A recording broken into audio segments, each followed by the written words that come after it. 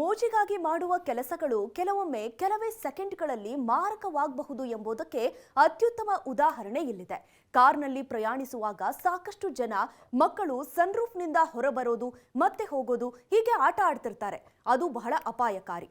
ಬೆಂಗಳೂರಿನ ವಿದ್ಯಾರಣ್ಯಪುರದ ಹತ್ರ ಹುಡುಗನೊಬ್ಬ ತನ್ನ ಪೋಷಕರೊಂದಿಗೆ ಕಾರ್ನಲ್ಲಿ ಪ್ರಯಾಣಿಸ್ತಾ ಇದ್ದ. ಆಗ ಹಾಗೆ ನಗರದ ಸೌಂದರ್ಯವನ್ನ ನೋಡಲು ಆ ಹುಡುಗ ಸನ್ರೂಫ್ ತೆರೆದು ಸಡನ್ ಆಗಿ ಹೊರಗೆ ಬಂದಿದ್ದಾನೆ. ಅಷ್ಟರಲ್ಲಿ ರಸ್ತೆಯಲ್ಲಿ ಅಳವಡಿಸಲಾದ ಭಾರಿ ವಾಹನಗಳ ನಿಯಂತ್ರಣ ತಡೆಗೋಡೆ ಬರ್ತಿದ್ದಂತೆ ಅವನು ಇದ್ದಕ್ಕಿದ್ದಂತೆ ಅದಕ್ಕೆ ಡಿಕ್ಕಿ ಹೊಡೆದು ಕಾರಲ್ಲಿ ಬಿದ್ದಿದ್ದಾನೆ. ಅಪಘಾತವನ್ನ ಗಮನಿಸಿದ ಇತರ ವಾಹನ ಚಾಲಕರು ತಮ್ಮ ಕಾರ್ಗಳನ್ನ ನಿಲ್ಲಿಸಿ ಬಾಲಕನನ್ನ ತಕ್ಷಣ ಆಸ್ಪತ್ರೆಗೆ ಕರೆದೊಯ್ದರು. ಹಿಂದಿನಿಂದ ಬರುತ್ತಿದ್ದ ಕಾರಿನ ಡ್ಯಾಶ್ ಕ್ಯಾಮೆರಾದಲ್ಲಿ ಇಡೀ ಘಟನೆ ದಾಖಲಾಗಿದೆ.